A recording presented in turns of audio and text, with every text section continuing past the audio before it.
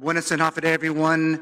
Today's oversight hearing by the Committee on Public Safety, Emergency Management, and your Guam National Guard is regarding the Guam Fire Department is hereby called to order. Today is Monday, January 12, 2026, and the time is now 2:00 p.m. Tomorrow Standard Time. For the record, and in accordance with the open government law, notices for today's oversight hearing were sent on January 5th, 2026, and again on January 9th, 2026. Notices for this hearing were also published on the Guam Legislature website and the Guam Public Notices website. Before we proceed with the discussion, I'd first like to provide some general rules of conduct for this afternoon's oversight hearing, which shall be as follows. Written comments or presentations shall be submitted to the committee. Please provide my legislative staff with your written comments for photocopying. Comments may be read, and lengthy presentations should be summarized to about 5 minutes. Those offering comments will be allowed to present written or oral testimony in the 5-minute time frame allotted. Please respect the committee's request. Once you are done, please remain in the room for questions or additional comments as may be desired by members of the Committee on Public Safety, Emergency Management, and your Guam National Guard, and other members of the Guam Legislature. Questions and comments shall be confined to the nature of the agenda. The agenda for this afternoon's oversight hearing concerns GFD's preparation for performance-based budgeting, updates on the E911 fund collections, and shift work GFD command staff. For the record, the committee requested the attendance and participation of Fire Chief Darren Burrier. At this time, the chair again appreciates that the chief is here with his team before the committee. And again, before speaking, the chief and anyone else that he calls upon to participate in the hearing shall first be recognized by the chair and shall state their name for record purposes and your title. The order of questioning will then begin with the panel of senators who do attend, who shall each have 5 minutes to ask their questions.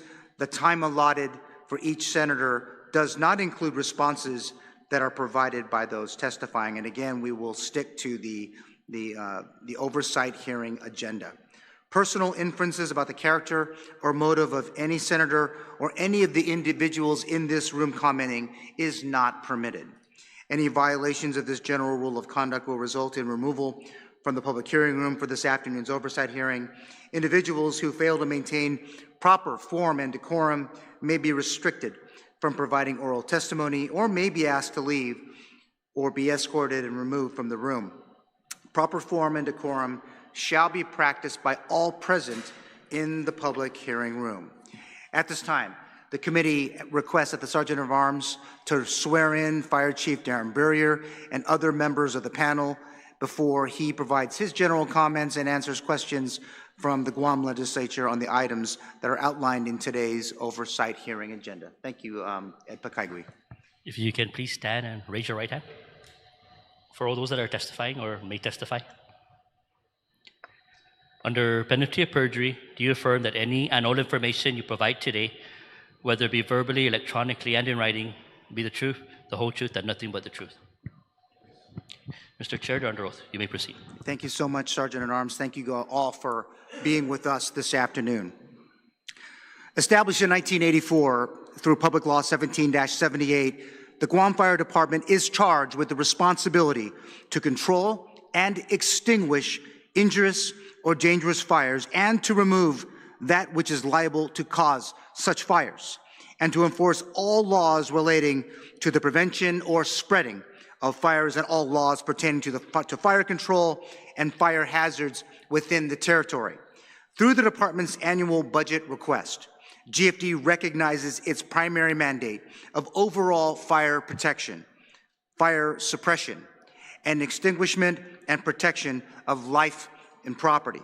Accordingly, GFD provides for and administers an extensive program of fire prevention inspections, public fire safety education and training, uniform fire code enforcement, fire investigations, review of plans for new and existing building construction, and the department operates and manages an enhanced emergency E911 communication system, and a wide land and open water search and rescue program. In support of GFD's critical role in preserving life and property, the Government of Guam's fiscal year 2026 budget, Public Law 38-60, provided $41.242 million from various fund sources for the department's operations. The appropriation includes $38.5 million from the General Fund, $1.9 million from the Enhanced 911 Emergency Reporting System Fund, and $823,000 from the Fire, Life, and Medical Emergency Fund, also known as the Flame Fund. In addition to the $41.2 million budget for FY 2026, the 38th Guam Legislature appropriated $1.3 million from the General Fund for its FY 2026 cycle of 20 firefighters.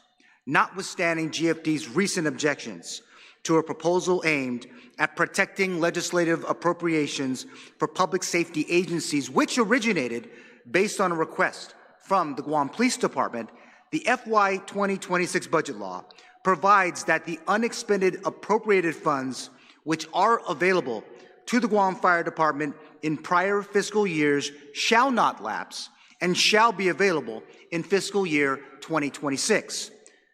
Today's oversight hearing focuses on confirming where GFD is in their preparation for the performance-based budgeting process, which our Finance Committee, through Chairman Senator Chris Duenas, has initiated in preparation for fiscal year 2027. Today's discussion will also focus on the E911 Fund, which is an issue that my office has attempted to address with GFD since February of 2025. On this topic, this oversight hearing will confirm where the Guam Fire Department is with respect to monthly surcharge collections and the fund's impact on the department's personnel and equipment needs and associated contractual obligations. Through this oversight hearing, we will also have a very frank discussion on the topic of overtime pay for command staff, which has come up regularly through GFD's rank and file, but has been set aside by policymakers, as some have argued that this topic could have political implications. With that said, this first oversight hearing on GFD will move forward based on a desire by the Committee on Public Safety, Emergency Management, and your Guam National Guard to address these three aforementioned topics in an open and very honest manner. Oversight hearings conducted by this branch are designed to monitor and support with public policy the agencies under our respective committee oversights, and they are conducted to continue to look at your work, to examine the work of the men and women of your respective agencies. This activity, this oversight hearing, is the most fundamental means of involvement in executive affairs available to the legislative branch of the Government of Guam. For these reasons, the committee appreciates in advance the attendance and participation of Fire Chief Burrier and Team GFD. Thank you all again for being with us this afternoon. The committee looks forward to your cooperation as we put forward our questions, and we really do appreciate your commitment to working together to strengthen the Guam Fire Department moving forward through sound policy and the effective and efficient administration of personnel, equipment, and resources prioritized for GFD now and into the future. So at this time, I'm going to go ahead and turn it over to Fire Chief Burrier. Chief, you may proceed this afternoon. Thank you, Senator Gumataotao, Oversight Chair, for this opportunity to present our performance indicators that we have prepared in anticipation of a performance-based budget. So I'll begin with that first topic that we have. As you see in our, we have a PowerPoint presentation that we provided to you. with our target of firefighters that we need to be able to employ is we need about 314 personnel, and we currently are at 236 personnel. Our EMD 911 call takers,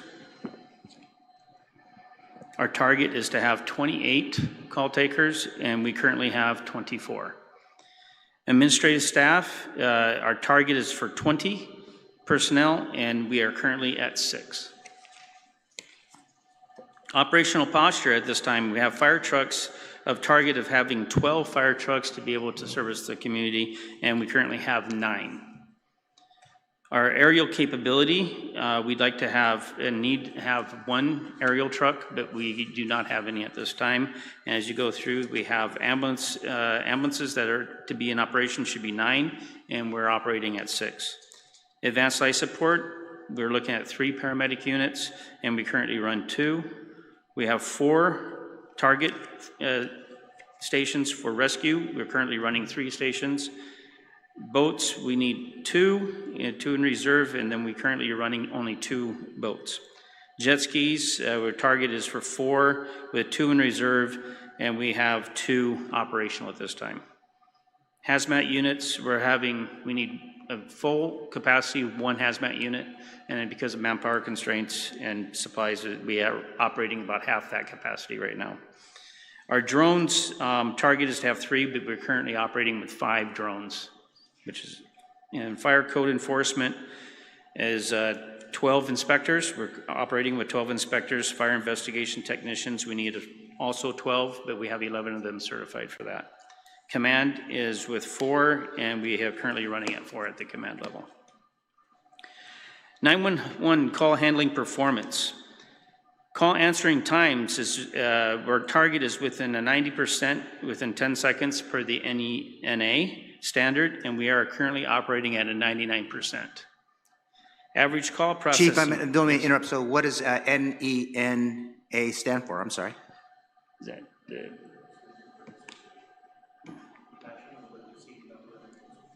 National Emergency Numbering Association? Thank you, Chief. Yeah.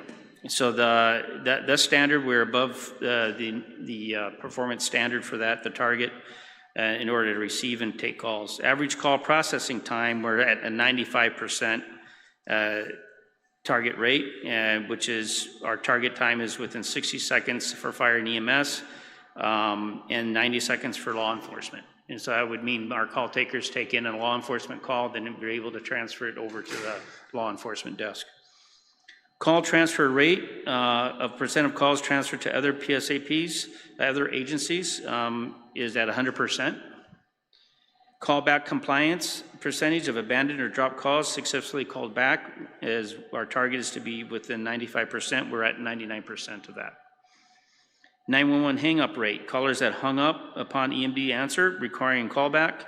We're looking at 3,251 a month, and we're currently at calls at 39,015.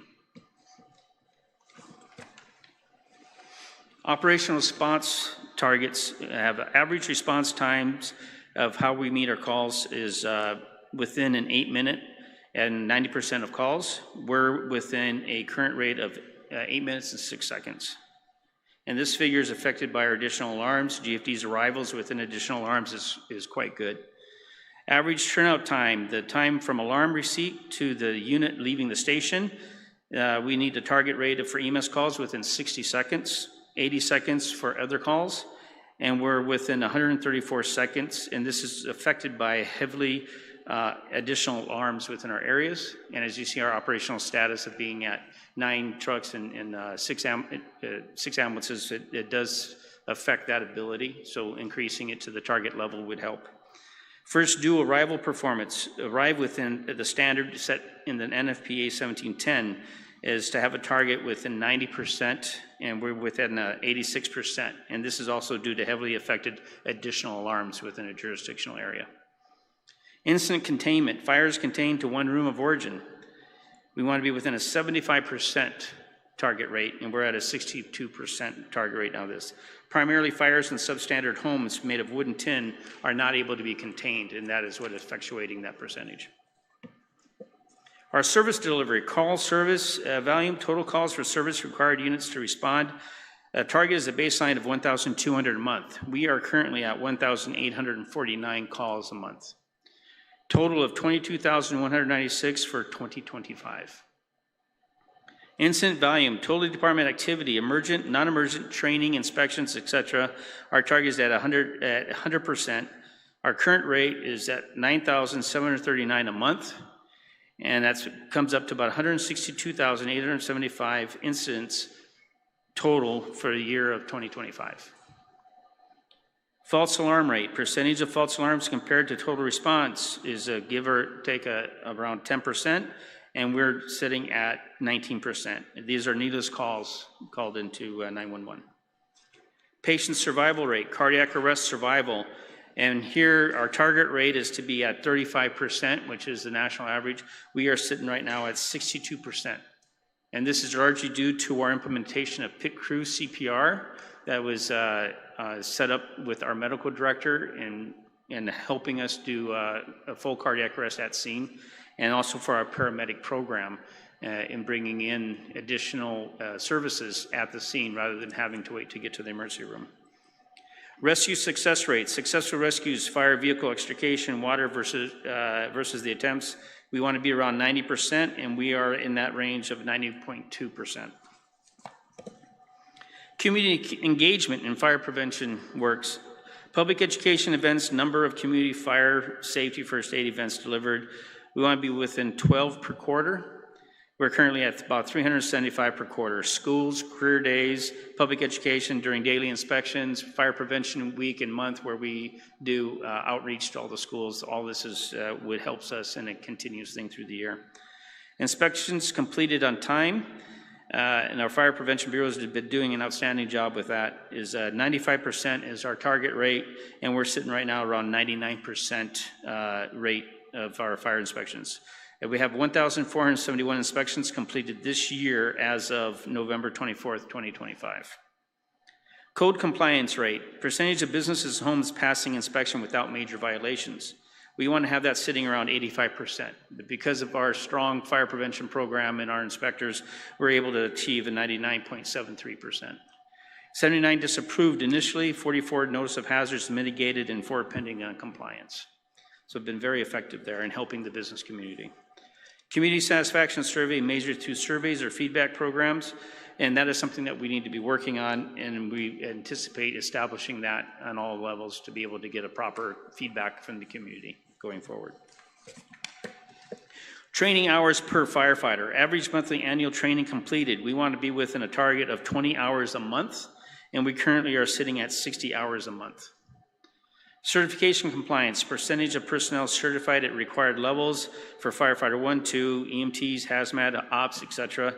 We want to be at 100% target. We're currently at 81, and some of that is due to remaining on pro board processing for their pro board testing, and that is coming out of training and testing that is required through GCC, so that has been a process that we've been working with. Post-compliance, or 1047, we're sitting at a target of 100%, and we are currently running 100%. Drill performance, we're looking at SCBA dawning times, hose deployments, et cetera, in our exercises. We want to be able to achieve that within 60 seconds, and we are currently at about 100% at that. Next, we have a safety and health performance. Injury rate, number of firefighters injured per 1,000 calls.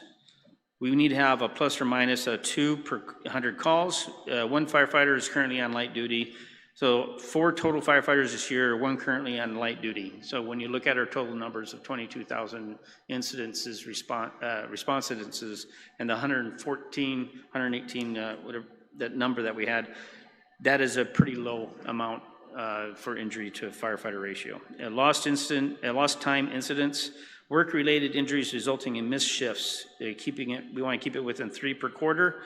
With 1 firefighter on light duty, and he's missing a month of shifts on light duty now, but we're below that average. Fitness participation. We want to be within an 80%. We know that our documented stuff is within a 30% on duty, but it's a higher percentage when you start looking at self-paced and self-driven fitness programs that the firefighters do take part in on their off-duty time. Exposure tracking, reporting instances of exposure to smoke, carcinogens, and bloodborne pathogens. We need 100% compliance. So far, we have no exposures reported, but we'll be maintaining our vigilance and making sure that at any incidents that we respond to, our firefighters report any exposures that they have. Resource and financial management. Our grant external funding is secured amount of outside funding received annually. We try to target at least $1 million annually. This year, we have a current receiving of $21,303,787. And this is through station hardening, generators, Sinahani Fire Station, land acquisitions, and our federal grants for acquisition of fire trucks. Fees and fines, total billings and collections, we try to target around $2 million, 60%. Currently, we're at $2 million, we're at about 35% collection rate. Accounts payable, vendors and contracts paid. Our target is to stay within 90 days, and we're currently within a 30-day period. This is due with our invoice receipt of payment that we see from the vendors, and the NG 911 contract is within a 90-day period that we've been able to achieve. So the investment needs and returns on these KPI. We're looking at staffing, drives, and capabilities to continue to hire and promote in order to achieve our optimal levels. Reliable apparatus and equipment is needed to fund capital outlay and equipment. We need that in order to maintain the fleet of emergency vehicles. To get the speed and accuracy at the front end, the 911 dispatch, we need sustained current contract, and that goes to coming with proper consulting and looking at our 911 fee that we have in place and seeing how that we best be able to optimize that. Prepared firefighters and safer operations, funding training. As technology changes, there's a lot of items out there that as our community changes and our businesses change, technology comes in, we need to update our training and modernize our firefighters' ability to respond to calls that are involved advanced technologies, such as electric vehicles. Protecting the workforce, fund personal protective equipment. Personal protective equipment is something that rotates, and it's not something where we buy it once and it's good for a career. There's a lifespan to all personal protective equipment, and we need to have more than one set in order to exchange it out after a given fire in order to reduce exposure to carcinogens. And also the fact that the fire protection rating of bunker gear does deplete after use, and also exposure to UV. Reduce emergencies before it happens, strengthen and prevention of safety protocols and practices. In order to achieve this, we need to look at our fees and fines and increasing our fees and fines for fire response and EMS and rescue response, 911 surcharges, code enforcement. We look at creative sources of qualifying certificates, public and private partnerships, incentives in order to achieve certain goals. Procurement perform, cooperative procurement and procurement designations. And part of that is being able to assess where we have a rotating evolution of supplies that need to be resupplied. We got running our maintenance level at high capacity to where we need to fix our vehicles because of the performance they put in, operational level. Going out of service, it's a high cost. Getting our medical supplies in a timely manner. So looking at procurement designations at a higher level to be able to effectuate the purchase of those things rather than having a GSA lag. And appropriate any unallocated funds in a responsible manner that we were able to fund and improve our response capabilities. All right, thank you so much for that, Chief. Just a couple of questions, and then we'll just start with this preparation for performance-based budgeting. And I got to say, this was a very thorough presentation. So again, thank you to the fire department for your work. Recognizing that in October of 2025, the Committee on Finance and Government Operations formally notified the Leon Guerrero Tenorio administration that the upcoming fiscal year 2027 budget process would be conducted under a performance-based budgeting framework. It's a system that's designed to tie government spending directly to measurable results. What steps have you taken as the fire chief to prepare for this particular budgeting approach since you were notified by BBMR to begin incorporating performance metrics into GFD's budget narrative and agency submission? Well, basically, we've been setting up our KPIs here, key performance indicators, in order to identify where our needs are, where our funding would be required to be to improve.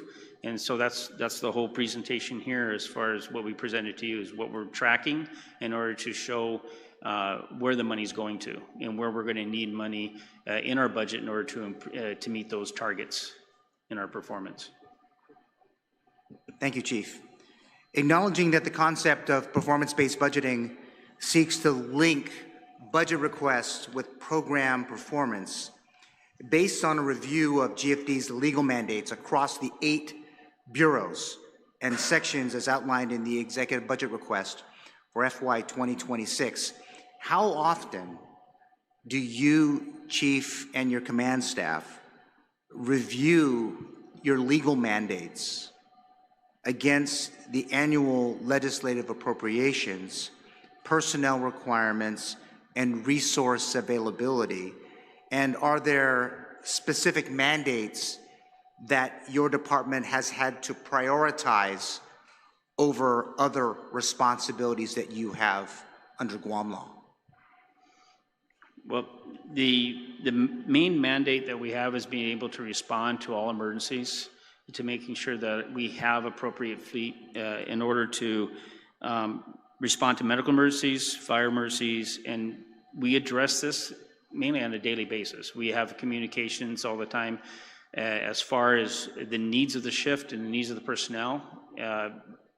We coming into every day of operation, a 24-hour operation, we always assess and determine our capacity to respond for that day, how much equipment we have, the personnel that are on duty, and that is something that's on a living document that we have on a drive that all of us have access to, and we're able to then forecast our manpower needs over a period of time. But the one that's and the variable that is hard to determine would be the operational equipment, as far as the ambulances going in and out of services, the fire trucks going in and out of services. The stress that they put these mechanical devices on whenever we do respond, the great deal of stress on it causes breakdowns at unpredictable times. And it's because of the fact that we do have public-private partnerships with some of these companies that are willing to work with us in order to help maintain the emergency response, because they do realize too that our ability to be able to respond to an emergency could mean somebody's life. So, okay, but let me ask it a different way. So, just for us as we're trying to prepare, so how often do you sit with your command staff on a regular basis? I understand some of the operations tempo. That makes sense to me. But when you look at the other parts of the equation, your budget, do you and your team look at it on a monthly, quarterly? Do you just look at it at budget time? Dave, you can speak frankly. How often do you and the men sitting to your left and right, how often do you guys sit and huddle up about the budget and your expenditure? I'm in communication with my command staff, and we talk on a monthly basis, and also individually interacting with them on those kind of things on a weekly basis. Okay, so on a monthly basis, you sit in a room with your team and you talk about the budget, how much you've already spent, how many people you have on, to include some of the cycles, where the equipment might be at, where's your contracts, all that stuff. Right. So the target is to meet on a monthly basis, and at times we may meet every other month or so. But we do meet on a regular basis as much as we can to talk about that and where we're going and where our budget is constrained to. Okay, thank you so much for that. Now, with respect to the provision of emergency medical services requiring GFD ambulances, has there been any discussion within the department to engage private ambulance service providers if and when GFD is lacking vehicles, or when our military partners, obviously we do have a mutual aid agreement, I'm certain, and when you guys are unable to help, engaging them to be able to assist in your work? Yeah, we do have a memorandum of understanding with our federal partners, and we do not have, I mean, as far as our interaction with them for how often we call them, it is a low percentage of the total amount of runs that we have, but they are available, and if they're not available, they will give us a call and give us a heads up if they are short-manned themselves to where they're not able to provide that mutual aid support. And it's usually for a limited time, and then at that time, we're able to cover and make sure that we have enough units within the area. And how about the private companies? Because as you know, there is a public law that does allow for the fire department to engage with private ambulance services to augment some of your operations support. That's for non-emergent runs, transports. We do know, the Guam Fire Department used to do non-emergency transports for appointments and such, and we no longer provide that, and that's where we have worked it out to where the private companies are the ones that provide that service. And they do charge at a different rate than what we would, and of course, then we're not competing with them in that in order for them to be able to charge their rate. For emergencies, we strictly do the emergency response. Okay, thank you so much for that. And I know that your PIO's here, but I know that one of the important things for us is for other people to understand what's happening with the Guam Fire Department. But can you share what the status is of your FY 2024 Citizen-Centric Report? How's that coming along in preparation for it? We're in the process of finalizing that out. 2024, that's already posted on our website. Yeah, it's posted on the website. The 2024 is posted on the website. The 2024 is posted already? Not the 25 yet. Not the 25 yet, the 2024 is. Okay, thank you so much for that.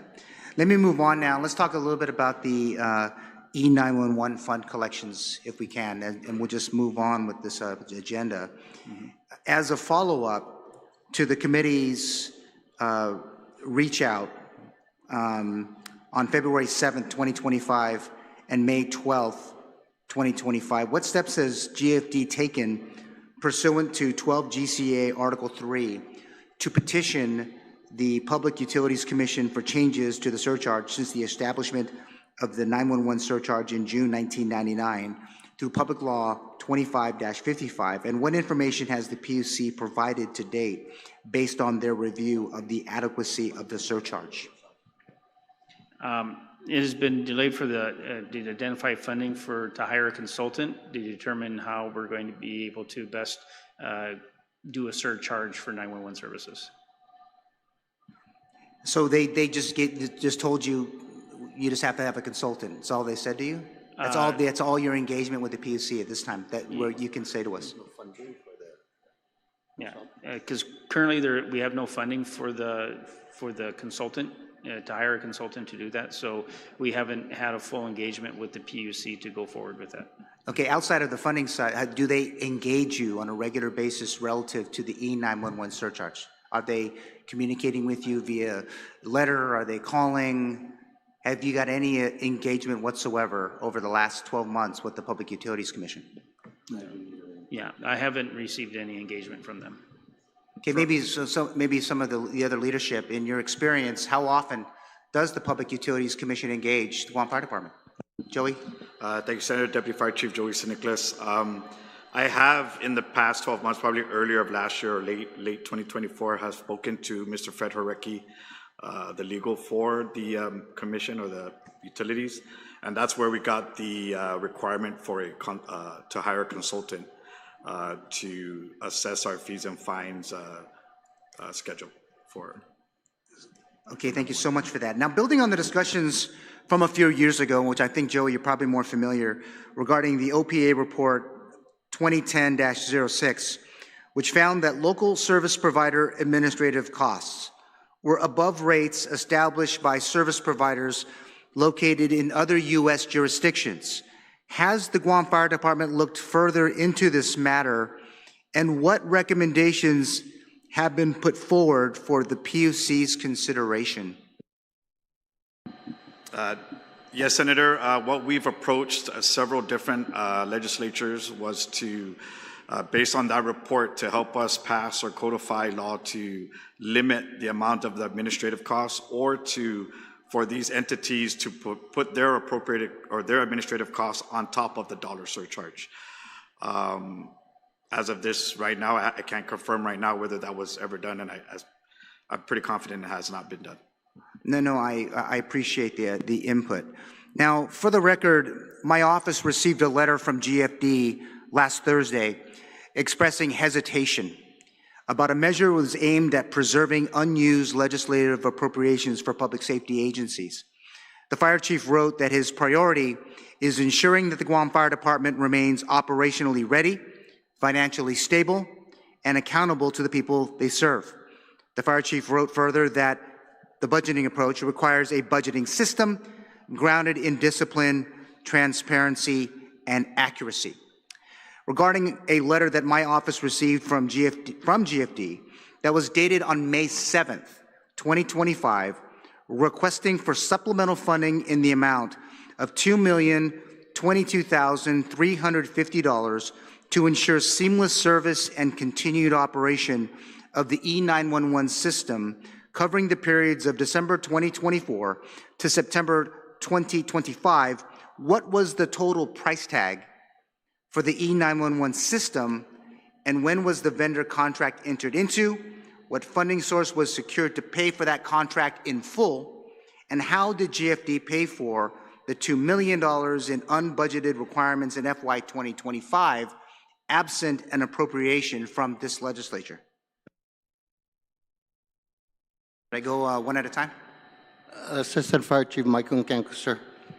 The total, gosh, I don't have the exact figure for the total amount for the contract, but the startup year, it was $3 million, and $2.79 million for after the second year for maintenance and upgrades itself.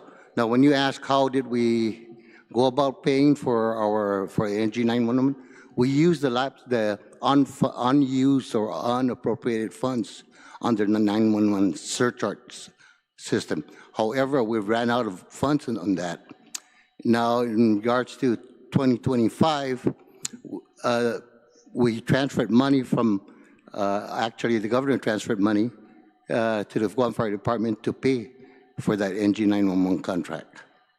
So, that is why we didn't come for an appropriation. So can I ask, so can you provide the committee that letter of the transfer from the governor to GFD? Pardon me, sir? So by statute, if I'm not mistaken, she has to advise us when she makes a transfer. Do you guys have a copy of that letter? Can you make sure that the committee has the transfer or proof that Yes. There was a transfer of funds from the office of the governor to GFD? Well, I'm not sure where the funds actually came from, sir. All we know is that they did give us $2.79 million to cover the costs for the NG911 system. So are you saying, if you have no proof, then that means that the contract has not been paid for in full? No, it's been paid because the money was transferred to our account. Okay, so... And we paid it. However, like I said, as to where the money came from in itself, I would have to seek with BMR. Yeah, I would absolutely, for this committee's work, Yes, can sir. you please forward to my office a copy of either the letter that confirmed the transfer of funds to complete the E911 project, Yes, and sir. or the transfer document that shows that funds went into your bank account? Yes, sir. Okay, thank you so much for that. Now, on the topic of GFD's budget and what was described to the committee last year as an underfunded E911 system in FY 2025, what portion of GFD's legislative appropriation in FY 2025 was reserved or otherwise withheld as of September 30, 2025? And has GFD received its entire FY 2025 appropriation as of December 31st, 2025, recognizing that GFD had $4,873,590 available from its $37,981,307 appropriation, which is separate from the $361,770 GFD received from excess FY 2024 general fund revenue per the Consolidated Revenue and Expenditure Report, this as of September 30, 2025.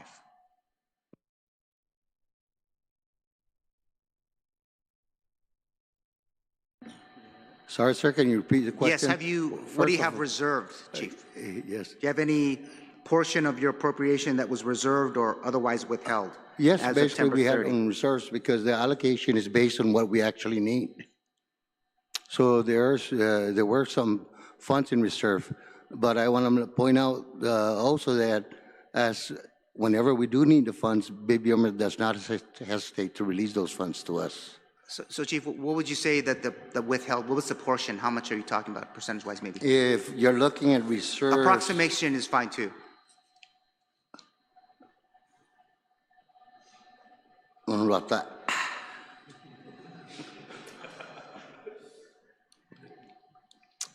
Well, I have in reserves here $10 million. However, that's for all funds from 911, flame, all funds, to include federal funds in itself. So what's the that was held percentage? in reserve. I don't have the actual figures for the general fund in itself, sir, in regards to the funds held in reserve. But definitely the funds that were held in reserve was, we didn't actually need at that point by September 30, before September 30 in itself. We did have some unexpended funds, totaling approximately $3 million to $4 million of unexpended funds for FY25. And that, of course, is a result of retirements. Personnel from the time we submitted the budget in May 2024 to the time the budget ended in September 30, 2025, we have approximately 26 personnel that since resigned or retired. So that's how we came up with our lapses or unexpended funds. Okay, and Chief, can I ask, did GFD receive its entire FY 2025 appropriation as of December 31st, 2025? As of December 31st, the funds ended in September 30, sir. No, I'm asking because we're doing audit, right? So I wanted to find out, did you guys get all the money that you guys were appropriated? Yes, sir. Yes, sir. None of our funds were touched or transferred anywhere. Okay. I'll take that back. I wouldn't say touch because, but it wasn't transferred to any other agency. It remained within GFD. Which is kind of a good segue to what portion of your legislative appropriation was carried over from FY 2024 into 2025? None of our 2024 was carried over, if I'm not mistaken, sir, to 2025. So you have zero carried over from 2024 into 2025? You're talking funds, right? Yeah, your legislative appropriation, how much did you have, a carryover? You said zero. Well, in 2024, we had $300,000 in lapse or unexpended funds. Okay, now from 2025 into 2026, how much was the carryover? From just 2025 could not, if I'm not mistaken, nothing's carried over, sir. So you had basically by law, it is based on the Budget Appropriations Act. So you had $300,000 in 2024 into 2025, Yes. and then 25 into 26 was zero. No, 2025, fiscal year 2025, we have $5 million. It's $5 million from $5 million 2025. in unexpended funds. That's compared to our expenditures and appropriations. Okay. Okay, Chief, aside from a notice that the legislature received from GFD that was dated November 7th, 2025, regarding a prior year obligation in the amount of $41,995, and at least 8 other prior year obligation payments that GFD made in 2025 alone, what other prior year debts did GFD pay for using FY 2025 appropriations, and how did the decision to use existing funds for prior year obligations impact your department's operations?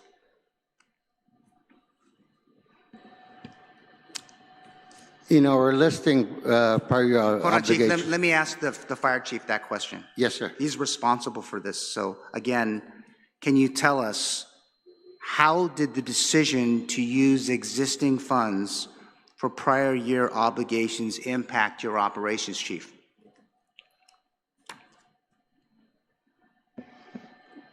There's no impact for that. We paid all the obligations, and other than the personnel funds, the personnel costs. So there was no impact to the operations after making the one payment and the 8 other obligation payments in 2025. There was no impact to your total operations. No. What information is available, Chief, confirming whether carryover funds were applied to make GFD's FY 2025 appropriation whole instead of applying the funds as an addition to GFD's FY 2025 appropriation? Could you repeat that question? Sure. What information is available confirming whether carryover funds were applied to make GFD's FY 2025 appropriations whole instead of applying the funds as an addition to GFD's FY 2025 appropriation?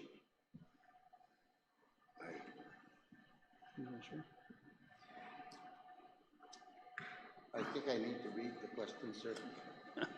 I have difficulty here. Yeah, I'm just trying to get to the ground on whether the carryover funds were applied to make you all whole in a fiscal year. No funds were carried over to make us whole for fiscal year 2025. Basically, all of our expenditures in 2025 was as a result of what was appropriated for that fiscal year. All right, thank you, Chief. I only have one more set of questions, and then we will be complete.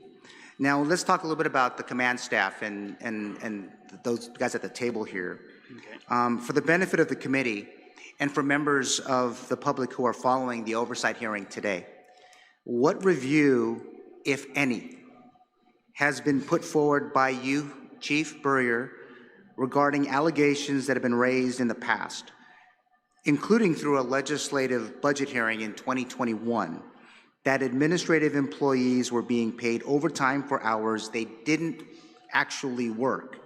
And for the record, what portion of your FY 2025 and your FY 2026 overtime budget represents overtime specifically for GFD's command staff?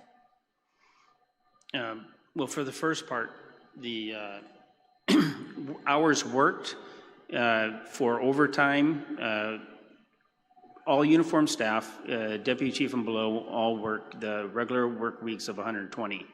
And part of that, whether they're worked in the uniform personnel are assigned administrative duties or strictly at fire stations as 24/7 operations, they're all required to pull duties in the field to maintain their operations of readiness. So even the firefighters all the way up to the deputy chief will have to pull a 24-hour shift in their capacity, reflecting their duties and responsibilities to their command level.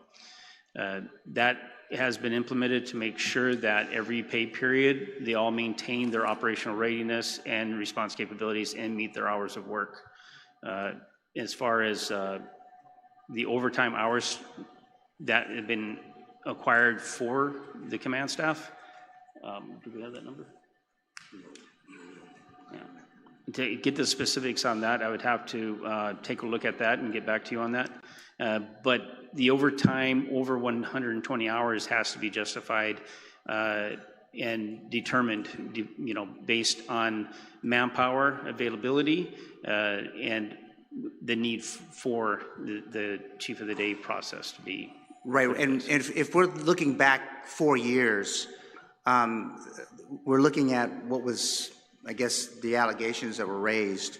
So have you guys made any systemic changes?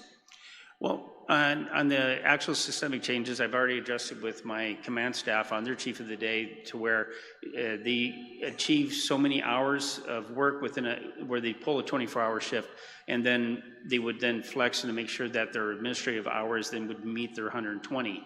But there comes to a point to where a chief is either off island, where we'd have to fill in extra time for the chief of the day with another one of the command staff. And then, of course, that leads into an overtime portion. So they pull both their on-duty time administratively, which is needed and required in order to make sure our operations continue, but then also having that command oversight of the platoon on a 24-hour period. So your 25 and your 26 budgets reflect giving the command staff paid overtime? At the 120. At the 120? Yes. Okay. I mean, that would be the 106 plus 14, which is the FLSA. Okay. All right, that's all the questions I had for this hearing. Let me just say this, that I do appreciate you guys. I will say that this document, as I'm hoping that the other public safety agencies, you might as well just share it with them at this point, because I think this document really does speak to maybe perhaps where the finance chair is headed. I know for me as the committee oversight, this was very helpful. The questions I was asking was to help me further dive into this. Do we need to change policy? Are we going to need to add or subtract things to make this even better? But what I mean by that meaning is you're already kind of, as you would say, hitting it out of the park in terms of your performances. But there's a couple of parts that I'm sure that it's more of the priority issue that can be taken. But again, I'm hoping that between the Guam Police Department, the Guam Department of Corrections and others, I hope they're watching today to see, and maybe you can loan them the template. Yeah. While they can't fill in perhaps like half of this because they have other mandates, but I'll just say it was very thorough. And I think that as we move forward, I'll work with Senator Duenas to ensure this is perhaps, could be a way that we can use to be able to set the budget for next year. I think it's actually pretty informative. And unfortunately, we couldn't get it up on the screen fast enough. But for the committee's sake, I think this was a really good start. Because all the other questions I had, as we go forward, this was probably going to be the harder of the concerns or questions you would have. We're looking to do other quarterly types of oversight hearings to go into different aspects of what you do. I expect that what you went through at the very beginning may end up being the kind of start with the guide and moving forward, and then we'll jump into the other matters, because I think that would be of more interest not only to the people, but for the committee as we're trying to make budgetary decisions in support of the Guam Fire Department. So again, I'm not gonna, this is actually really good. So I just want to give you credit where it's due. Was very helpful. The other questions were absolutely have everything to do with how we'll have to, look at fiscal policy and looking at everything from the carryover provision to overtime. I think that as a government, we have a responsibility to ensure that all the monies that we are giving to you, they really get back down to those other guys that are wearing probably darker uniforms than you guys, and to the equipment. And we have other solutions that we are trying to find to be able to support the Guam Fire Department and other avenues to help support your operations. I won't go in much detail, but there's some, we are working with your team to find good policy to help support, especially your mission in our tourism district. So thank you again for all of that. And again, I want to thank you all for being here for this oversight hearing. That was very painless. Today's discussion really is the first of a handful of hearings that this committee intends to schedule regarding GFD throughout 2026. I want to thank the uniformed personnel and the support staff of the Guam Fire Department for the important work that you do each and every day to protect life and property using the resources that this legislature prioritizes each and every year for firefighting, for emergency medical and rescue services.